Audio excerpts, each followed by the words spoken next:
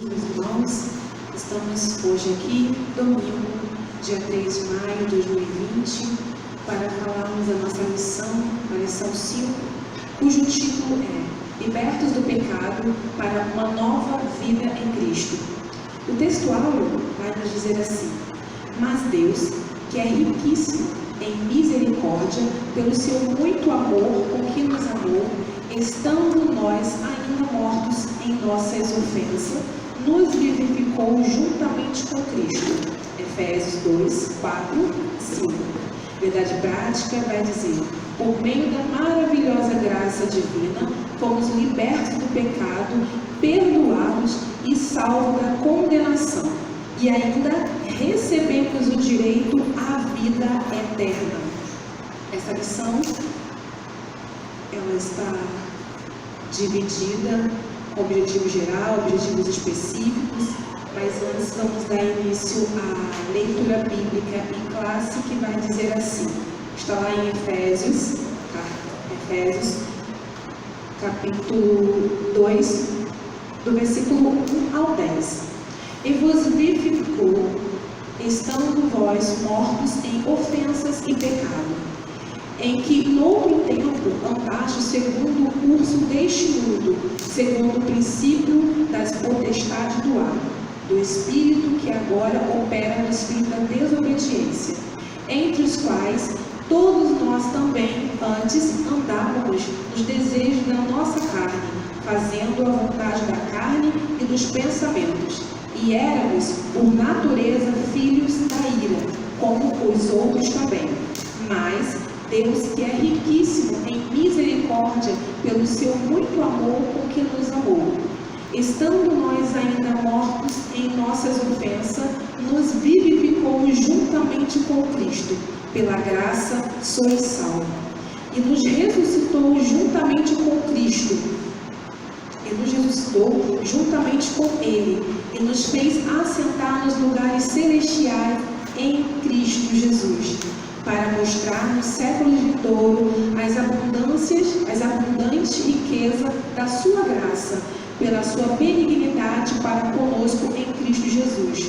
Porque pela graça sois salvos, por meio da fé. E isso não vem de vós, é dom de Deus. Não vem das obras, para que ninguém se glorie, porque somos feitura sua, criados em Deus Jesus para as boas obras, as quais Deus preparou para que andássemos nela. Aleluia. A lição ela vai estar dividida no objetivo geral, que é revelar que a graça salvadora de Cristo nos garante a vida eterna. O objetivo específico é refletir sobre a nossa natureza pecaminosa, explicar que fomos vivificados pela graça de Deus e que nossa salvação vem de Deus e não das obras. Vamos dar continuidade aqui. Iniciamos a introdução, que vai dizer assim: a presente sessão da Epístola aos Efésios apresenta revelantes aspectos doutrinários da salvação. Nela, o apóstolo descreve a libertação dos pecados como um favor imerecido dado por Deus aos salvos, a fim de que eles desfrutem de uma nova vida em Cristo. Para desfrutarmos de uma nova vida em Cristo, nós precisamos de uma separação. Vou começar lendo o primeiro tópico. Essa revista está dividida em 3 subtópicos. O primeiro vai dizer assim: a antiga natureza morta em ofensas e pecados. O segundo tópico, vivificados pela graça. E finalmente o terceiro tópico, a salvação não vem das obras. O primeiro tópico, que vai dizer a antiga natureza morta em ofensas e pecado, vai iniciar assim. No início da epístola, o apóstolo Paulo lembra que antes da regeneração estávamos mortos em ofensas e pecados, e éramos por natureza filhos da ira. Para que possamos entender, relembrar um pouquinho, vamos voltar lá em Gênesis, no capítulo 2, no versículo 16 e 17, onde o Senhor ele dá uma ordem a Adão. Gênesis 2,16 vai dizer assim: e ordenou o Senhor Deus ao homem, dizendo: de toda árvore do jardim comerás livremente, mas da árvore da ciência do bem e do mal, dela não comerás, porque o dia em que comeres dela, certamente morrerás. O nosso Deus, ele é tremendo. Ele informa a Adão, ele fala que Adão pode comer de tudo que eu fiz, as maravilhas você pode desfrutar, você pode comer as árvores. Agora, somente dessa árvore, você não pode comer. E o nosso Deus, ele é tão misericordioso que ele informou que ele não podia, e logo informou: se porventura você comer, a sentença é essa. E falou. E quando o homem, ele comeu, a mulher comeu e deu ao seu marido, daí o pecado, ele deu entrada no mundo. Eu separei aqui algumas anotações para falarmos também. E essa queda, ela afetou toda a humanidade, mulheres, homens, todos nós. Mesmo que nós quiséssemos estar livres desse pecado, nós não conseguiríamos, porque através do homem, o pecado entrou no mundo. E as consequências com isso vieram. E qual é a forma que nós poderíamos nos ver livres desse pecado? Assim como o apóstolo fala, que andávamos mortos em ofensas e em pecados.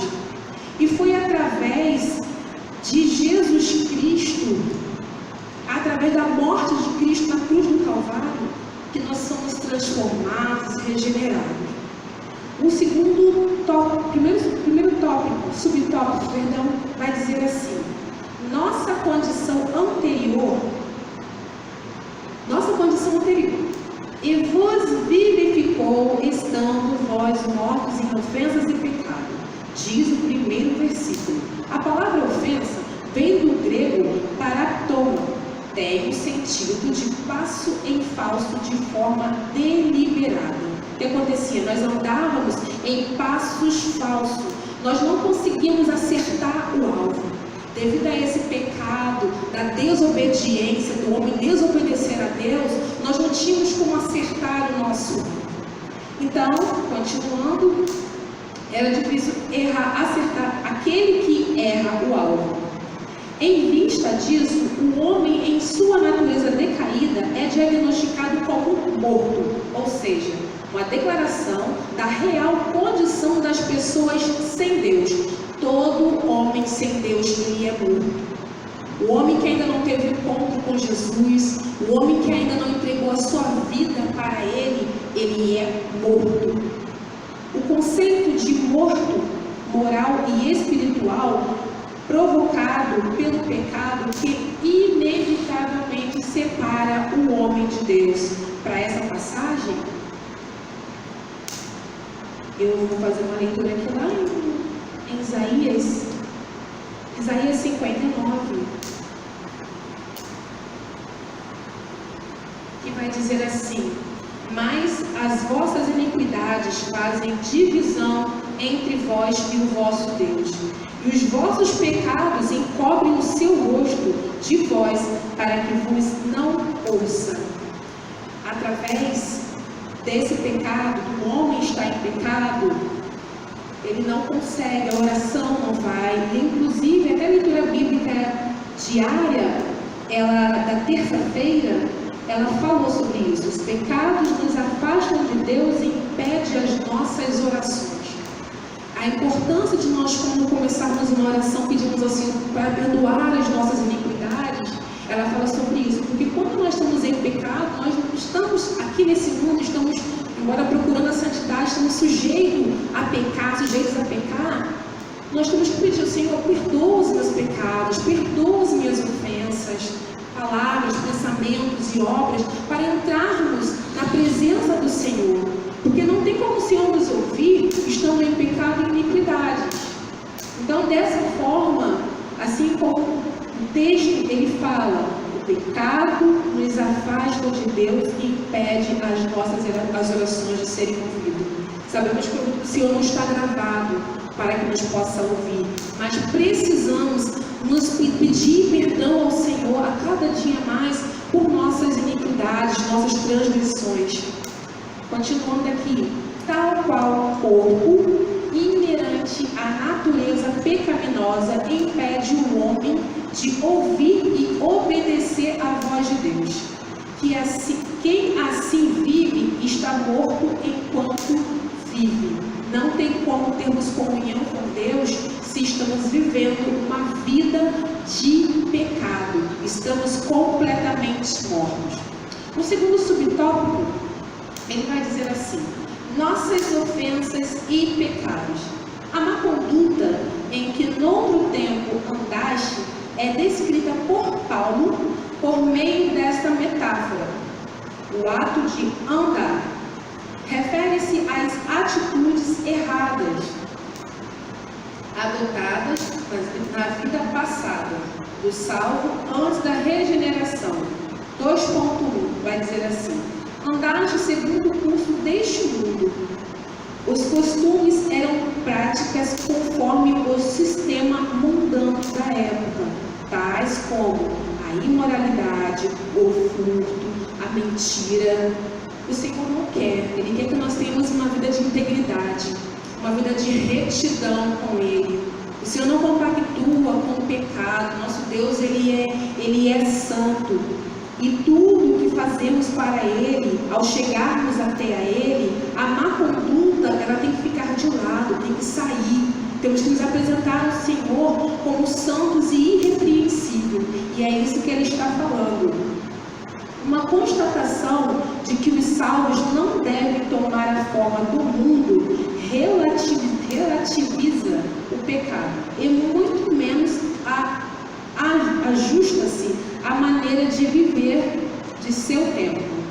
2.2 andaste segundo o príncipe das potestades do ar, uma alusão a Satanás que exerce autoridade sobre os poderes do mal. Indica que os agentes malignos têm a capacidade de influenciar os homens desobedientes e incrédulos. Nós que temos uma vida em Cristo, sabemos que nós não estamos, quando existem pessoas, óbvio, que dá lugar, mas nós temos que procurar viver uma vida digna, santa, para que assim como o está informando aqui o autor, nós não podemos viver dessa forma, em desobediência e incredulidade. Quando falamos que Cristo nos redimiu, estamos dizendo que Ele nos resgatou. Aqui eu separei mais leituras aqui para poder estar passando para os irmãos. Mediante o pagamento, o resgate, foi isso que Jesus fez na cruz do Calvário. Ele nos resgatou do pecado e agora pertencemos a Deus. Todos nós, outrora, que andávamos em pecado, andávamos em desobediência, em incredulidade, em imoralidade, os que furtavam, os que mentiam, hoje tem uma vida diferente, transformada e regenerada pelo nosso Deus. Para falarmos um pouquinho mais sobre isso, temos também algumas bases bíblicas aqui. Aqui em Apocalipse,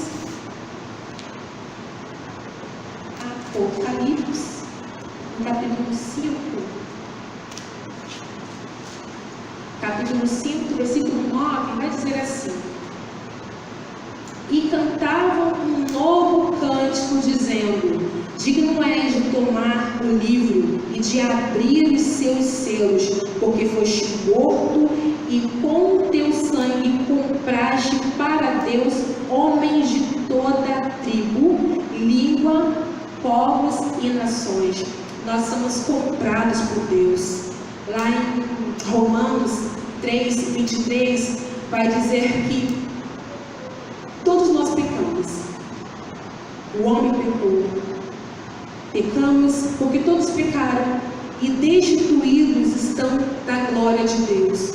Quando pecamos, perdemos o direito.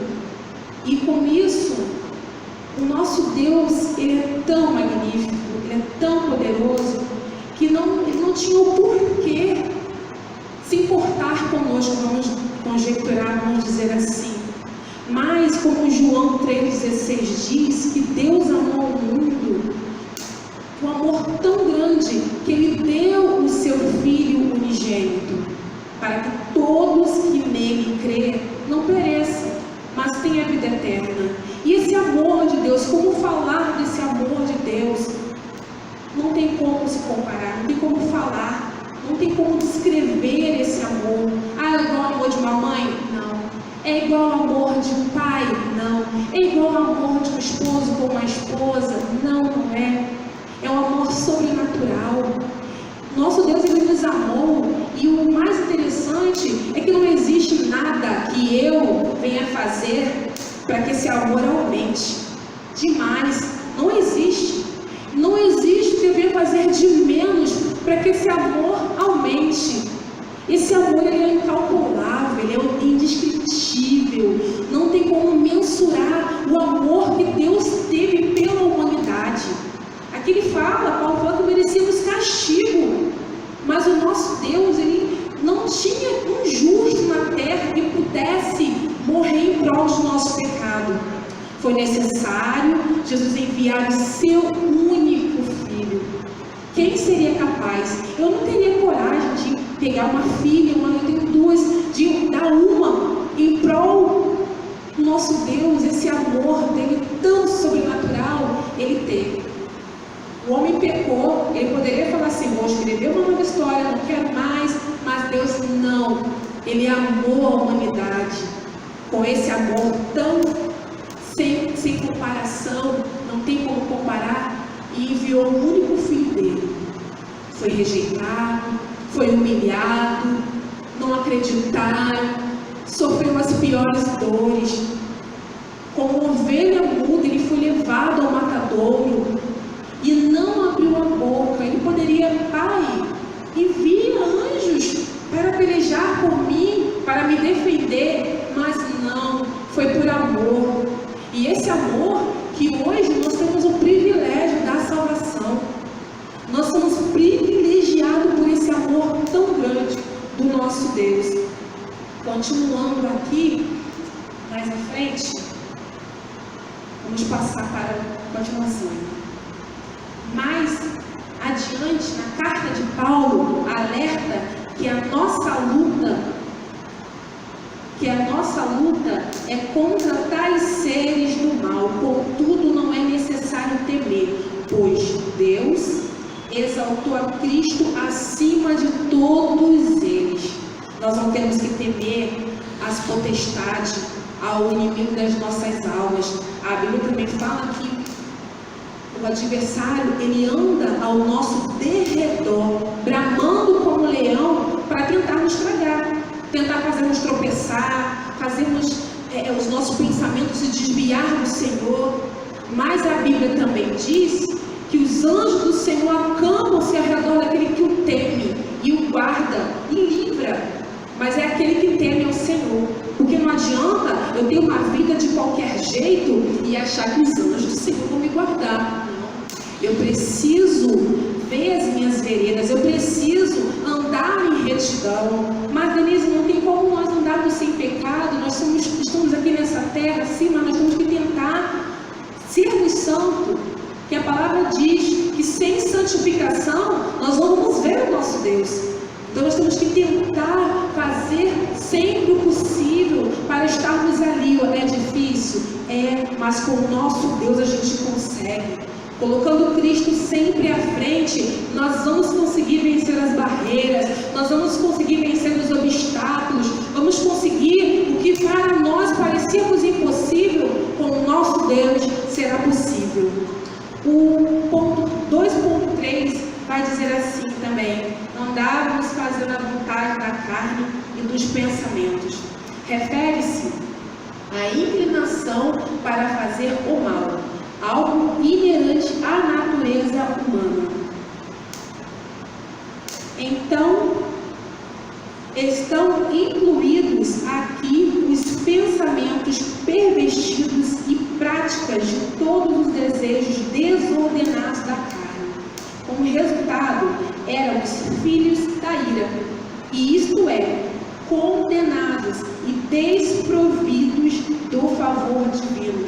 Nós não tínhamos por que merecer esse favor do nosso Deus, mas Ele é o próprio amor. Paulo sublinha que essa era a nossa condição, está no versículo 4, 18. Entretanto, aprove o Pai nos eleger e nos predestinar para filhos de adoção. Deus, Ele é muito maravilhoso. Deus, Ele é tremendo. Deus, Ele é fiel. O tópico 2, ele vai falar: vivificados pela graça. Por ato de bondade e misericórdia, estando nós ainda mortos em pecados, Deus imensamente nos amou e por isso nos vivificou por meio de sua graça. É através da graça. Nós sabemos já de cor e salteado que a graça significa favor imerecido do nosso Deus. A graça, ela faz parte, ela consiste em dos dons sobrenatural concedidos por Deus como meio de salvação. Ou seja, a graça é um dom gratuito de Deus ao ser humano, que transforma o ser humano por completo. Mas ela transforma por completo o ser humano que quer ser transformado. Porque existem os que não querem ser, e nós temos o livre-arbítrio, o direito da escolha. Então, se o homem quer ser transformado por essa maravilhosa graça divina, ele é transformado.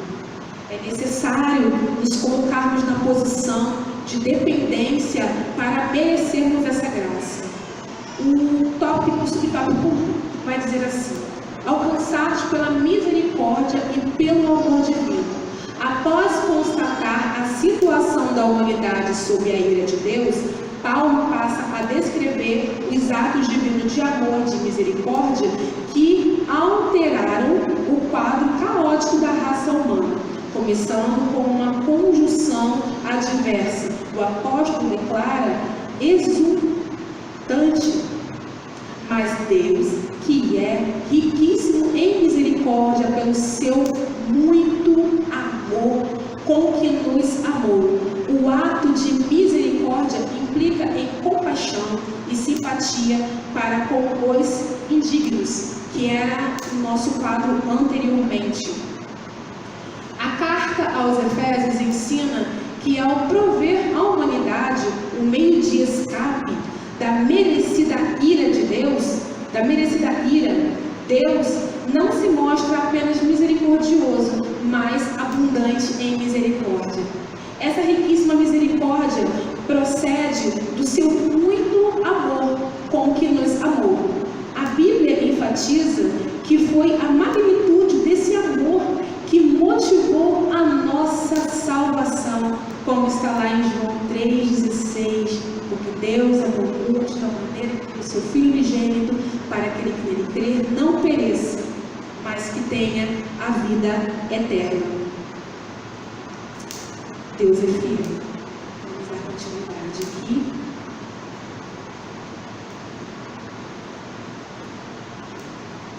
Concedida aos santos. O apóstolo enfatiza que o amor de Deus nos alcançou e foi de graça esse amor. Estando nós ainda mortos em ofensas, isso significa que não éramos merecedores, mas que mesmo assim Deus nos vivificou juntamente com Cristo. Essa frase quer dizer que nascemos de novo. Para isso, aqui em João, Evangelho de João,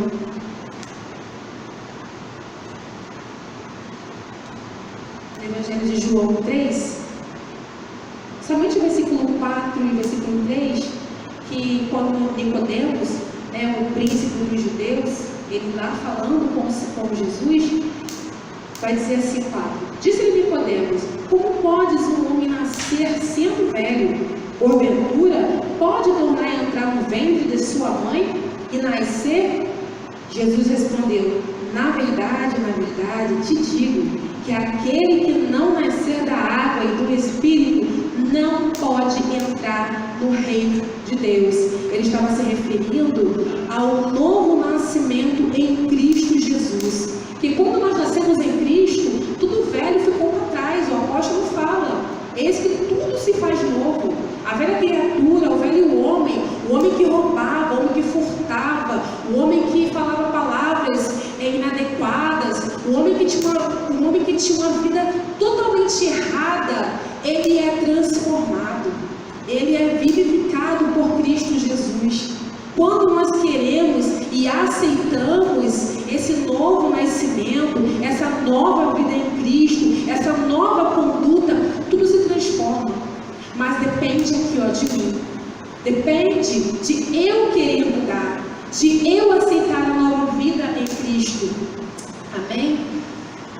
Não estando mais mortos, pois Cristo nos deu vida outra vez. Fomos vivificados sem mérito algum. Tudo foi efetivado por meio da sua graça, um favor imerecido. O subtópico 3 vai dizer assim: exaltados por sua graça.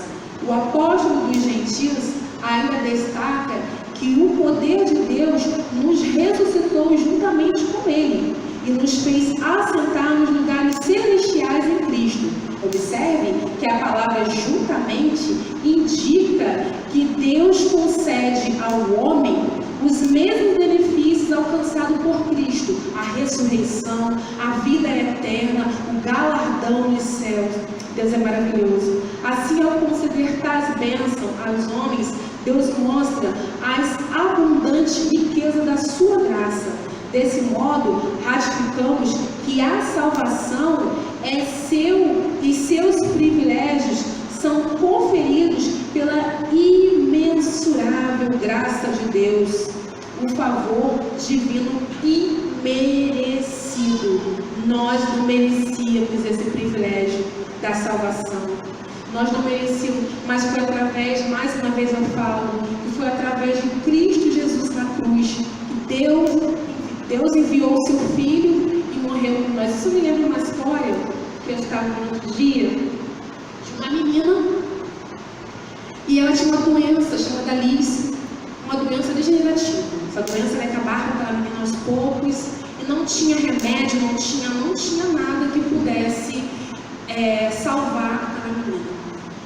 O irmão dela tinha 5 anos de idade, tinha a mesma doença, e os médicos descobriram que aquela criança de 5 anos conseguiu adquirir anticorpos para combater aquela doença. Sendo assim, os pais conversaram e o médico chegou à conclusão que precisava fazer uma transfusão de sangue, tirar o sangue do menino, para passar para a sua irmã, para ver se ia aceitar, salvar, porque ela estava morrendo. Não tinha solução para ela. E o médico chegou para a criança e falou assim: filho, você quer doar um pouco do seu sangue para sua irmã? Porque sua irmã está morrendo. E ele por um instante parou e hesitou um pouco, mas não demorou muito, falou assim: sim, eu vou doar o sangue para minha irmã. E na mesa lá, estão fazendo a transfusão de sangue, ele de um lado, a irmã do outro. Ele vendo o rosto da irmã voltar a corar novamente, e o dele começou a se empalidecer. Ele olhou para o médico e falou assim, ele sorriu para a irmã, mesmo estando com o rosto pálido, olhou para o médico e falou assim: é agora que eu vou começar a morrer? Ou seja, ele não entendeu. Ele achou que ele tem que colocar todo o sangue dele na irmã, que ele ia morrer para a irmã viver. E mesmo assim ele não se importou. Ele queria era salvar a irmã dele. E se nós achamos essa história bonita, que lindo, irmão, salvar a vida de uma irmã, quem dirá o nosso Deus? O sacrifício dele não foi só em prol da minha vida, em prol de você, não foi.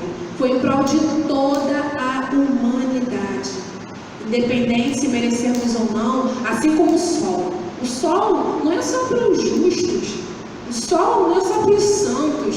O sol não é para quem é cristão. O sol nasce para todos, justos e injustos. chuva, da mesma forma, é para todos. Não, só vai chover para quem é justo. Não, vai chover para quem é justo.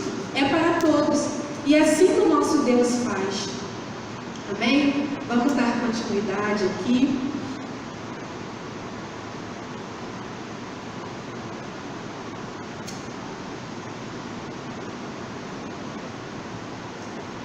Amém.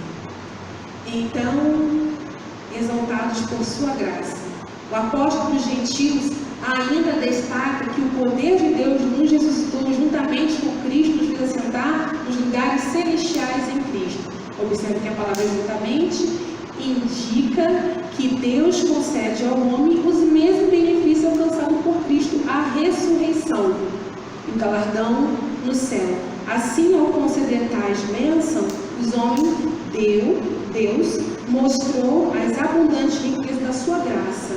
Desse modo, ratificamos que a salvação e seus privilégios são conferidos pela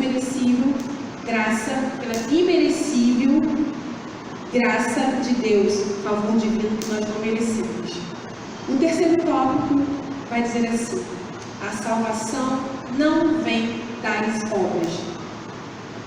Em Efésios 2, 8, 10, Paulo revela que a salvação não depende de obras humanas, porque pela graça sois salvos, por meio da fé. Porém, uma vez salvo, o crente deve praticar as boas obras. Não tem como o crente falar assim: eu já estou salvo, eu já aceitei Jesus, eu estou salvo, Deus me salvou, agora eu vou para o céu. Não, se você não tiver uma vida digna perante o seu Deus, você não vai para o céu. Porque no céu não entra de qualquer maneira. Nós temos que viver uma vida irrepreensível, uma vida santa, uma vida digna, para que possamos alcançar o céu de glória. Continuando aqui, o tópico 1, graça como meio de salvação. A salvação inclui a libertação da morte, da escravidão, do pecado e da ira vindoura. Ao mesmo tempo, permite aos salvos desfrutar de todas as bênçãos espirituais descritas em Efésios 2, 1 ao 7. Portanto, a salvação é o livramento do poder da maldição, do pecado e da morte, e a restituição do homem, a comunhão com Deus. Deus é maravilhoso. Nós éramos um povo maldito, mas Deus nos transformou. A sua graça nos alcançou. Uma bênção concedida a todos os que recebem a Cristo como único e suficiente Salvador. A palavra graça é a tradução do grego charis, que significa favor imerecido, Romanos 3, 24. Ela mostra que a iniciativa para tornar possível a salvação veio da parte de Deus e por meio da graça que Deus ativa o livre-arbítrio, que é capacidade que capacita o pecador para que responda com fé ao chamado do Evangelho. Todavia, ainda assim, o ser humano é livre para escolher entre dois caminhos: se ele quer o céu, se ele quer o inferno, se ele quer a salvação ou se ele quer a perdição. A sua liberdade não foi eliminada e a graça pode ser resistida.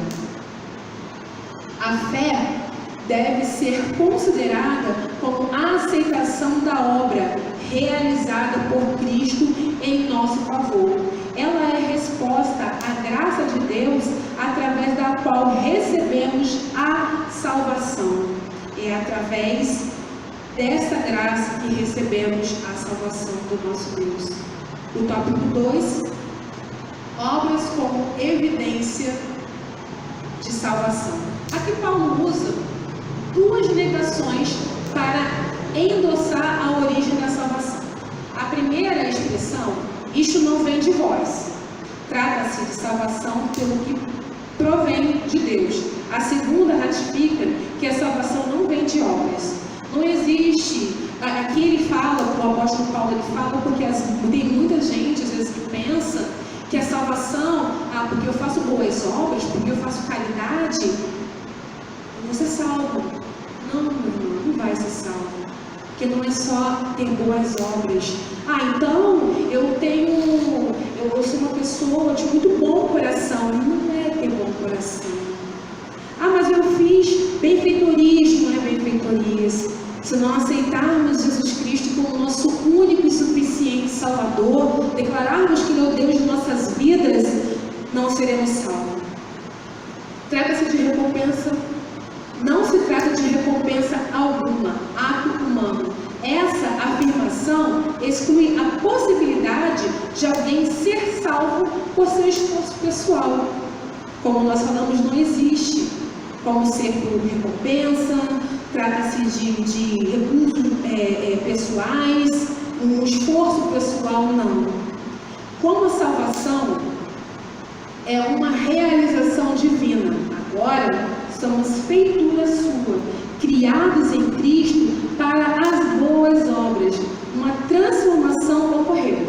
Agora em Cristo somos nova criatura e as coisas velhas passaram-se. Por isso, antes o apóstolo usou metáfora de andar numa perspectiva negativa. Outrora andávamos fazendo obras mais.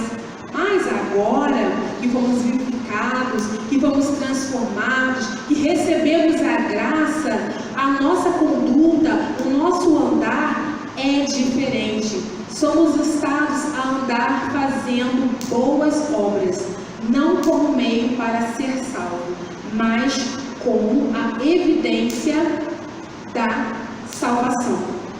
Amém? E eu separei aqui um trecho para falar, o amor de Deus, já falamos que ele é incalculável, o amor de Deus é indescritível, foi por esse amor que nós estamos aqui. E a forma de nós termos uma vida, para termos uma vida com Cristo, para sermos feitos para a glória do nosso Deus, nós devemos reconhecer nosso pecado,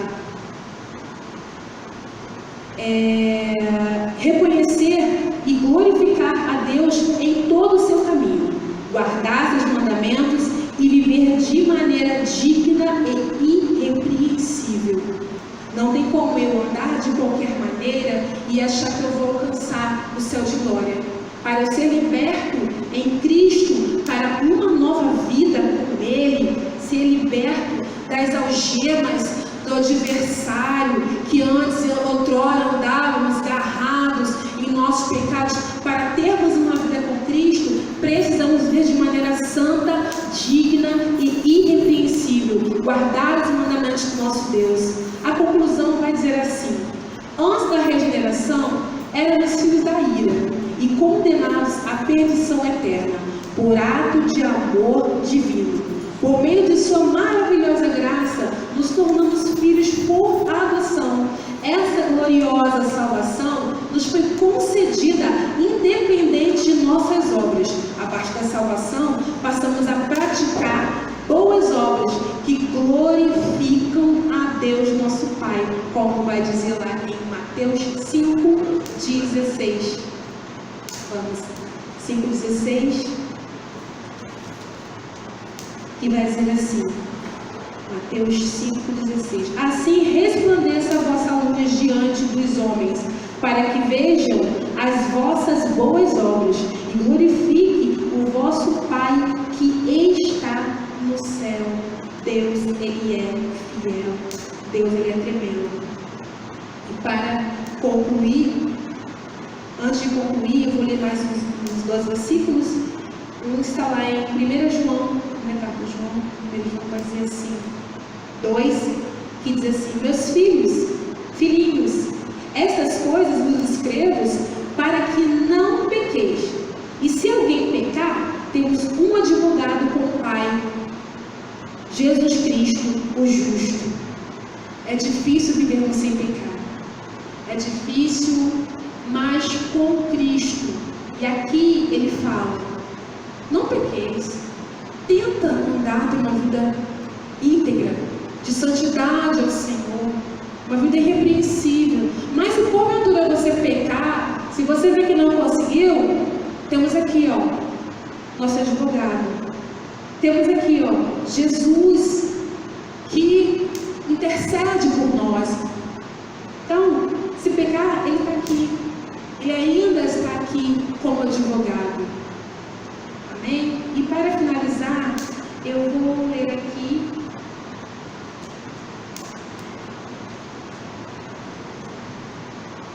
somente para finalizar em Hebreus 4, do versículo 13, 14, 15 e 16, que diz assim: e não há criatura alguma encoberta diante dele. Antes, todas as coisas estão nuas e patente aos olhos daquele com quem temos de tratar. Visto que temos um grande sumo sacerdote, Jesus, Filho de Deus, que penetrou nos céus, retenhamos firmemente a nossa confissão, porque não temos um sumo sacerdote que não possa compadecer-se das nossas fraquezas, porém, que como nós em tudo foi tentado, mas sem pecado. Cheguemos, pois, com confiança ao trono da graça, para que possamos alcançar a misericórdia e achar graça, a fim de sermos ajudados em tempo oportuno. Que a cada dia possamos chegar no nosso Deus com confiança, chegarmos ao trono da graça, confiando no nosso Deus. Estamos passando tempos difíceis, que nossa fé às vezes ela se abala. Estamos em tempo que às vezes pensamos, será que vai, será que não vai? A nossa confiança ela precisa e tem que estar em Jesus.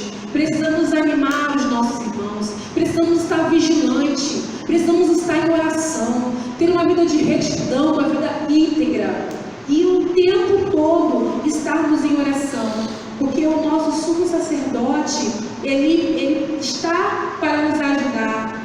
E cheguemos, pois, com confiança ao trono da graça. Temos que confiar quando nós dobramos os nossos joelhos, entregamos ao Senhor algo. Temos que confiar que o nosso Deus, Ele vai agir, que Ele vai pelejar, que Ele vai nos ajudar. E isso é ter confiança, porque se eu chegar, dobrar o meu joelho e orar, eu vou orar, mas eu não sei se vai adiantar, não tenho super fé. Fé é a certeza do que eu não vejo, mas eu creio que vai acontecer. O nosso Deus, Ele pode fazer mais do que a nossa mente humana tenta imaginar. Ele é poderoso, Ele é fiel. Esse plano redentor dele, esse plano maravilhoso dele para salvar as nossas vidas, foi tudo. E nós precisamos hoje ser gratos ao Senhor, gratos a esse sacrifício que Ele fez na cruz do Calvário, para que hoje pudéssemos estar aqui. Porque se hoje eu recebi o perdão, é pela maravilhosa graça. Foi porque Deus enviou o Filho dele a este mundo para salvar as nossas vidas. Eu gostaria de fazer uma breve oração. Queria que você fechasse seus olhos, onde você estiver, e fale ao Senhor, eleve seus pensamentos ao Senhor nesse momento. Pai, nós te damos graça por essa palavra, por esse tempo ao qual nós passamos aqui, ó Deus querido, falando de Ti. Pai, eu peço que humildemente o Senhor venha, que essa palavra, ela venha entrar nos corações, que o Senhor venha transformar, que o Senhor venha libertar, que vidas venham testificar de Ti, meu Senhor. Sabemos que vivemos dias difíceis, mas nós, a Tua igreja, confiamos em Ti. Sabemos que para tudo o Senhor tem um plano, e nós estamos fincados em Ti, enraizados em Ti. Te louvamos, ó Pai, pelo Teu sacrifício do Teu Filho na cruz do Calvário, que nos permitiu, ó Pai, a entrada no céu. Senhor, nos fortaleça, Senhor, ser conosco, nos ajuda, em meio às nossas imperfeições, às nossas falhas, Senhor. Nós precisamos de Ti, que o Senhor esteja cada dia falando em nossos corações, nos fortalecendo, que quando cairmos, o Senhor Senhor possa nos ajudar a nos levantar, que possamos chegar até a Ti, até o trono da Tua graça, com confiança, com o coração contrito e quebrantado, porque a Tua palavra diz que o Senhor não despreza um coração contrito e quebrantado. Toma nas Tuas mãos as nossas vidas, nos fortaleça, nos ajuda, Pai, e muito obrigada. E muito obrigada por sermos libertos para uma nova vida em Ti, Cristo Jesus. Obrigada por tudo, em nome de Jesus. Amém. Glória a Deus.